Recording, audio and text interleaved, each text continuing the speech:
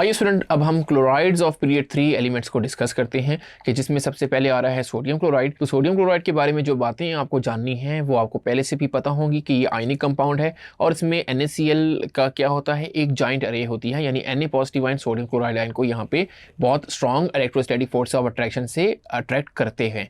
फिर इसी वजह से इनका मेल्टिंग और बॉइलिंग पॉइंट बहुत ज़्यादा हाई हो जाता है और ये इलेक्ट्रिसिटी के कंडक्टर सॉलिड स्टेट में नहीं होते, लेकिन लिक्विड स्टेट में अगर हम इसको पिघला लें या लिक्विड फॉर्म में लें या सोल्यूशन फॉर्म में ले आए तो क्योंकि ये आयंस में कन्वर्ट हो जाते हैं। फॉर एग्जांपल आपका रिएक्शन हो जाएगा NaCl, जब उसको हम वाटर में मिलाएंगे H2O में तो ये आपके बना देगा Na पॉजिटिव आयन और Cl negative ion in aqueous solution.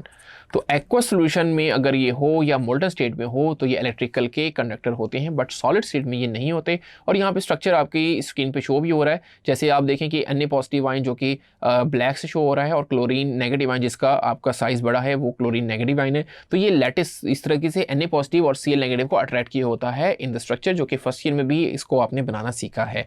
So hopefully student आपको सोडियम क्लोराइड के बारे में सारी बातें समझ आ गई होंगी। बढ़ते हैं अब मैग्नीशियम क्लोराइड की बात करते हैं।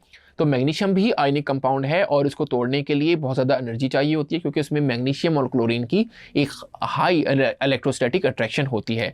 फिर अगर हम बात करें इसी वजह से इलेक्ट्रोस्टैटिक अट्रैक्शन हाई होने की वजह से मैग्नीशियम क्लोराइड का मेल्टिंग और बॉइलिंग पॉइंट हाई होगा और ये भी सॉलिड स्टेट में इलेक्ट्रिकल कंडक्टर नहीं होते, लेकिन अगर हम इसको पिघला लें, मोल्टन स्टेट में ले जाएँ या सोल्यूशन बना लें तो इलेक्ट्रिकल कंडक्टर होंगे और वाटर के साथ ये जब रिएक्ट करते हैं डिजॉल्व हो जाते हैं और ये एसिडिक सोल्यूशन बनाते हैं जिसकी pH 6 होती है।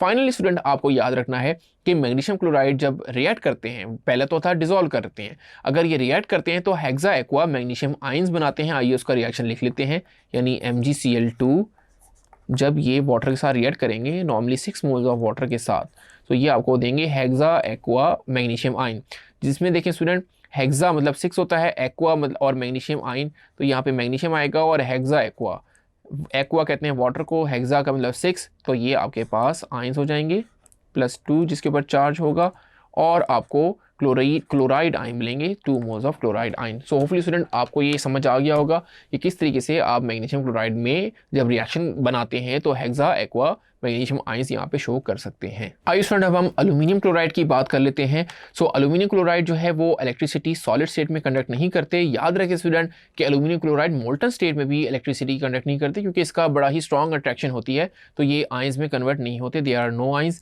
तो इसके अलावा स्टूडेंट वाटर के साथ ये रिएक्ट जब करते हैं तो हेक्सा एक्वा एल्यूमिनियम आयंस बनाते हैं। सो आइए इसका भी हम रिएक्शन देख लेते हैं कि कैसे हेक्सा एक्वा एल्यूमिनियम आयन बन जाते हैं। फॉर एग्जाम्पल एल्यूमिनियम क्लोराइड है जिसका फॉर्मूला होता है AlCl3, तो ये रिएक्ट करेगा 3 मोल्स ऑफ वाटर के साथ और यहाँ पे ये रिएक्ट करेगा 6 मोल्स ऑफ वाटर के साथ और आपको दे देगा हेक्सा एक्वा एल्यूमिनियम आयन। तो ये एल्यूमिनियम आ गया और हेक्सा एक्वा मीन्स H2O और यहाँ पे 6 और एल्यूमिनियम इसके ऊपर +3 चार्ज आएगा और आपको 3 मोल्स ऑफ क्लोराइड आयन मिलेंगे। आप देखें क्वेश्चन बैलेंस है, 3 क्लोरीन इधर हैं, 3 ही इधर हैं। आप देखें 6 वाटर उधर हैं, 6 वाटर इधर है, 1 एल्यूमिनियम उधर और 1 एल्यूमिनियम इधर ही है, तो ये भी आपको समझ आ गया होगा।